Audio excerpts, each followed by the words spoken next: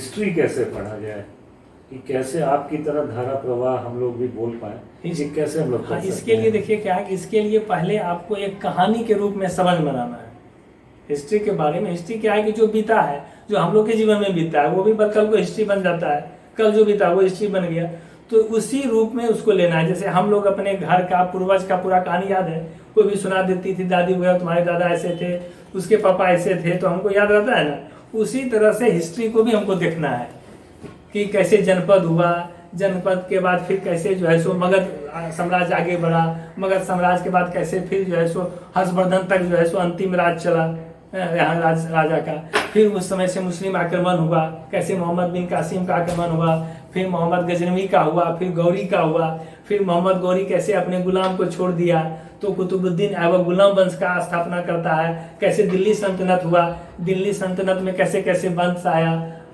आपका ये गुलाम वंश आया, फिर खिलजी वंश आया, फिर तुगलक वंश आया, फिर सैयद वंश आया, और सैयद वंश के बाद कैसे लोधी वंश आया, और लोधी वंश का अंतिम शासक कैसे इब्राहिम लोधी हुआ, और इब्राहिम लोधी को फिर कैसे फिर बाबर का आक्रमण हुआ, जो तुर्क और मंगोल दोनों मिलके मुगल कहा गया, और बाबर का आक्रमण होता है और फिर यहाँ मुगल का स्थापना हो जाता है, और मुगल का स्थापना चल रहा होता है। उसी बीच जो है एक समय आता है कि बाबर का यहाँ लड़ाई मुलझा होता है, और उसी समय उधर पुर्तगाली बिजनेस यहाँ शुरू करता है, और फिर यूरोपियों का आगमन हो जाता है, और जहांगीर का समय आते आते अंग्रेज का आगमन हो जाता है 1608 ईस्वी में, कैसे कैप्टन हॉकिंस आता है, और फिर औरंगजेब का टाइम पीरियड 1707 आते आते 1700 के 7 के बाद उत्तर मुगल काल शुरू हो जाता है, और मुगल सत्ता धीरे धीरे कमजोर होता चला जाता है, और अंग्रेज की शक्ति धीरे धीरे बढ़ती चली जाती है। और धीरे धीरे अंग्रेज सबसे पहले बंगाल विजय करता है, जिसमें आप प्लासी युद्ध, बक्सर युद्ध पढ़ते हैं। इस तरह से धीरे धीरे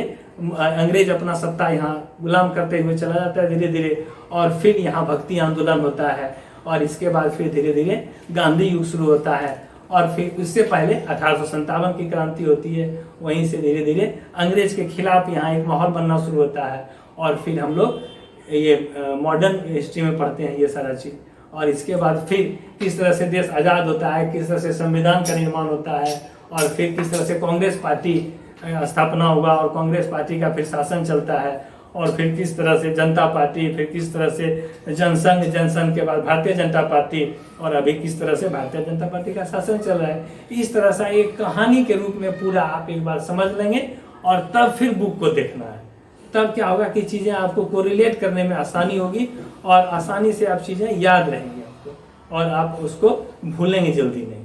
फिर रिवीजन तो करना है, ये कोई बुक को पकड़ना है, उसको बेसिक पूरा पढ़ना है थोरोली,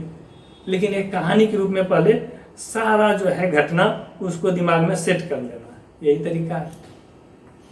बहुत अच्छा लगा सर, आपसे जानकारी मिली।